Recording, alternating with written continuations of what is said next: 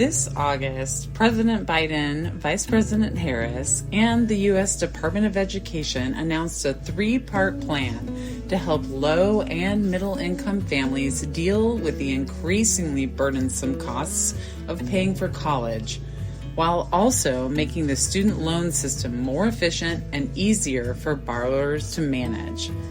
The most dramatic part of the plan includes the cancellation of up to $20,000 in student debt, which would benefit an estimated 43 million borrowers, your host included, and completely cancel the debt for 20 million. Hello, everyone, and welcome back to another episode of Family Wealth and Other Musings. I am your host, Becky Easton, and today we are talking a little bit about President Biden's student loan or student debt relief plan and answering some frequently asked questions so far. This is an evolving issue, so this is information based on what we know today, which is Tuesday, September 20th. And actually, this article was written last Friday, so as things could have changed in the meantime. And just be aware that this information is current as of today, but obviously things can definitely change. So depending on when you are listening to this, just be aware that maybe some things are a little bit different. So how did we get here, everybody? Since 1980, the cost of both public and private college has nearly tripled, guys. But federal assistance hasn't kept pace with the increased expense. And indeed, Pell Grants once covered roughly 80% of the cost of a four-year public college degree, but today they cover just 1/3 of that amount. And this has forced many students to rely on student loans. And today's typical undergraduate student leaves college with nearly $25,000 in debt, according to the Department of Education. Guys, this is not an insignificant amount. I was very fortunate to not have any student debt when I graduated. I had scholarships and I had waivers, and other than that, we covered other expenses. But this is not an unburdensome amount to task immediately to our new 22-year-olds once they have to start paying things back. And with the cost of college booming, and never mind the fact that so many years ago, college was much cheaper. Even when I was in school, guys, which was just last year. Much longer than that ago. But even when I was going to school was so much cheaper than it is now. Students are more often relying on loans than ever before. And Congress passed a series of laws that started in 1978, making it progressively more difficult for borrowers to discharge student loan debt in bankruptcy. And for several decades, borrowers could discharge student loan if repayment presented an undue hardship, in quotes, and the loan had come due 5 years prior to the bankruptcy filing.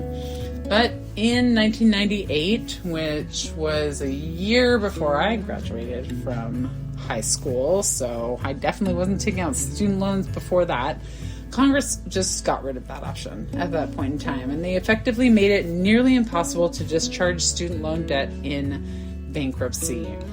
Hence, I still have a whole lot of student loan debt that I am paying back, guys. It was not cheap. I went to a private school. I took out all the student loans that I could possibly take out. I don't know that I would have gotten better advice back in 2007 when I was applying to law schools. So much has changed since then that, I don't know what sort of different advice I might have gotten that would have changed my trajectory and everything. But nonetheless, here we are. Your host has a nice house worth of loans in the sky that, she'll never get to live on, but she'll pay a lot for. So anyway, I digress. Let's talk a little bit more about this student debt relief plan, guys. So in the wake of all these conditions I mentioned just now, there are now some 45 million American borrowers who owe a total of nearly 1.6 trillion with a T in student loan debt, yours truly included. This plan will offer the biggest break those debtors have ever seen from the government in decades. And specifically, under the plan, the Biden-Harris administration authorizes the DOE to take the following 3 actions. Number 1, we're going to extend the student loan repayment pause until the new year. So in response to the hardships created by the pandemic, then President Trump paused repayments of federal student loans starting in early 2020. And Biden previously extended that pause multiple times, with the latest adjustment extending the deadline until August 31st. The new plan extends the pause one final time through December 31st of this year, 2022, with payments resuming finally in January of 2023. This final pause in repayment occurs automatically, so you didn't have to do anything to qualify for it. And nothing to do in order to take advantage of it. It's already September. You've already probably benefited from this, no matter when you're listening to it, this podcast. Number 2, we are providing targeted debt relief to low and middle income borrowers. And this is a huge benefit, everyone. So in order to help these borrowers who are at the highest risk for default, ease that transition back to repayment, the Biden-Harris administration authorized the Department of Education to provide up to $20,000 in debt cancellation to Pell recipients and up to $10,000 in debt cancellation to non-Pell Grant recipients. So in order to be eligible for this relief, individual borrowers must have an income of less than $125,000 or $250,000 for married households. So additionally, borrowers employed by nonprofits, the military, or federal, state, tribal, or local government may be eligible to have all of their student loans forgiven through the Public Service Loan Forgiveness Program. This relief is due to changes that waive certain eligibility criteria in the PSLF program. But these changes expire on October 31st, 2022. So if you are eligible, apply as soon as possible. And even if you think, I don't know if I'm eligible, but I might be close to being eligible, I highly recommend that you go through the process and apply and try. So for more information on eligibility and requirements, you can visit the Public Service Loan Forgiveness homepage, which is at www.whitehouse.gov/public service loan forgiveness /UTM_source equals PSLF.gov. I am not sure that anyone was actually going to write that one down. I didn't think it was going to be quite so awkward at the end, but we will tag this in the description, guys. So be sure you check that out. And so there are so many frequently asked questions about loan forgiveness, and I'll go through a few of the top ones that I am hearing from different people, and that includes, how do I know if I'm eligible for debt cancellation? Well, to be eligible, your annual income must have fallen below $125,000 for individuals or $250,000 for married couples or heads of households. And those who received a Pell Grant in college must meet the income threshold for eligible couples of up to $20,000 in debt cancellation. And if you didn't receive a Pell Grant in college and meet the income threshold, you will be eligible for up to $10,000 in debt cancellation. Your eligibility is capped at the amount of your outstanding debt, so you won't receive any money in excess of your total debt. So if you owe $1,600 or $16,000, you won't get a refund of $4,000 back. So how else do you apply for loan forgiveness? Well, if you think you're eligible, you want to file an application with the Department of Education. And nearly 8 million borrowers whose relevant income data is already available to the Department of Education are going to automatically receive relief. Applications will be available by early October. And if you'd like to be notified when the application is open, you want to sign up at the Department of Education subscription page, which is located at www.ed.gov/subscriptions. And once you complete an application, how long is it going to take to process? You can generally expect relief within 4 to 6 weeks. And in order to ensure the best chance of repayment, you should apply before November 15th, 2022, because the payment pause option expires on December 31st, 2022. However, the Department of Education is going to process applications as they're received, even after the pause expires on December 31st. And what exactly is the Public Service Loan Forgiveness Program anyway? Well, it's a program that offers certain individuals, namely those who have worked with nonprofits, the military, or federal, state, tribal, or local governments, the possibility to have their entire student loan debt canceled. And you'll know that you're eligible for the PSLF if you've worked in public service for 10 years or more, even if it's not consecutively. And that's at that point you'll know you may possibly be eligible to have all of your student loan debt canceled. In order to apply for the PSLF program, you have to apply before October 31st, 2022. Enrollments received on or after November 1st will not be eligible. So to learn more or apply, visit this very long domain name that I gave, or address that I gave you before, www.whitehouse.gov/public service loan forgiveness /UTM_source=PSLF.gov. And you can start to fill out that application. None of the relief offered by this plan is subject to federal income tax, and state and local income tax may still apply, so you definitely want to double check with your tax preparer. Number 3, guys, we want to enhance the ease and manageability of the student loan system for current and future borrowers. The current system for loan forgiveness has proven entirely too complex and limited, and this has significantly impacted its effectiveness.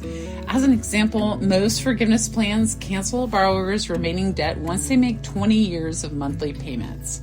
Yet, due to issues with the system, millions of borrowers who might benefit from such plans fail to sign up. And the millions who do sign up are often left with unmanageable monthly payments.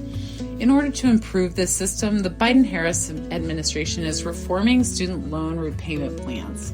So both current and future low and middle income families will have smaller and more manageable monthly payments. Specifically, the Biden-Harris administration is working with Congress to pass legislation that would make the following few changes.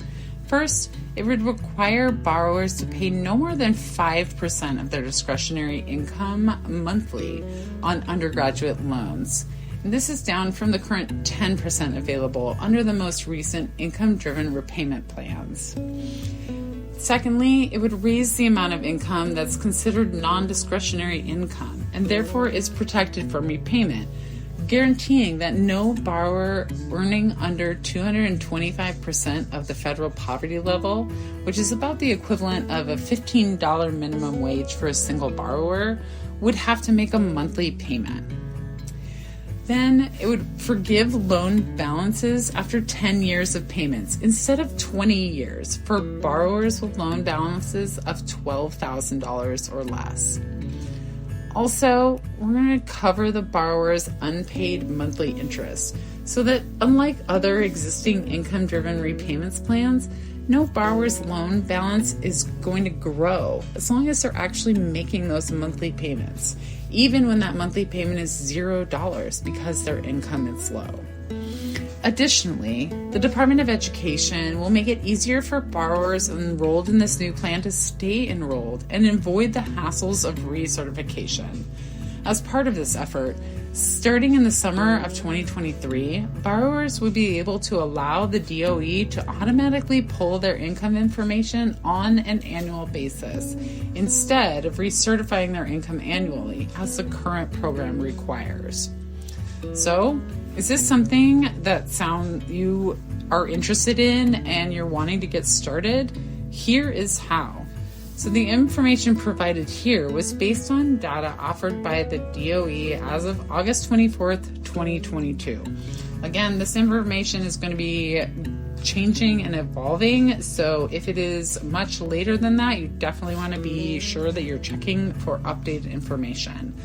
So to access the latest information and be notified when the program has officially opened, you want to sign up at the Department of Education's subscription page. Borrowers have until December 31st, 2023 to apply for assistance under the student loan or the student debt relief plan. So you definitely don't want to wait to act. And that web address in order to sign up in order to subscribe is www.ed.gov/subscriptions. And meanwhile, for more extensive information and instructions on the various elements of the plan, you want to visit the Student Debt Relief Plan resource page, which is located at studentaid.gov/debt-relief-announcement/1-time-cancellation. And of course, don't hesitate to contact a personal family lawyer or your CPA near you in order to support you with your efforts.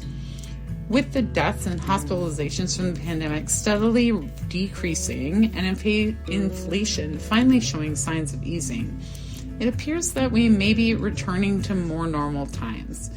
And for those with student loan debt, your friendly host included, this means a return to your scheduled repayments. However, for those who qualify, President Biden's student loan or student debt relief plan can offer you significant relief with those payments, and in some cases, totally cancel your debt. So if you or someone you love is one of the millions carrying significant student loan debt, we encourage you to investigate your options under this plan and enlist our support if you need to ensure that you receive the maximum benefit possible. Again, my name is Becky Easton. I am the founder and managing attorney at Easton Law Estate and Business Planning. We are located in Mesa, Arizona, and I'm also licensed in Colorado as a personal family lawyer. So if you find out that this is something that you would love to discuss more with me, and you're located in Arizona or Colorado, I highly recommend you give a call to my front office and schedule some time on my calendar. And you can do that by calling 480-999-445. I almost forgot my own phone number, guys.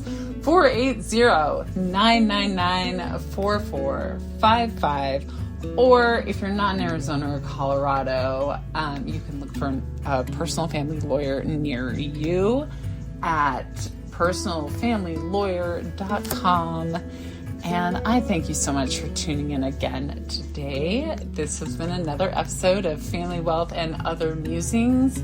I'm your host, Becky Easton, and I am so grateful that you were here. Thank you so much for tuning in, and I'll talk to you tomorrow. Bye.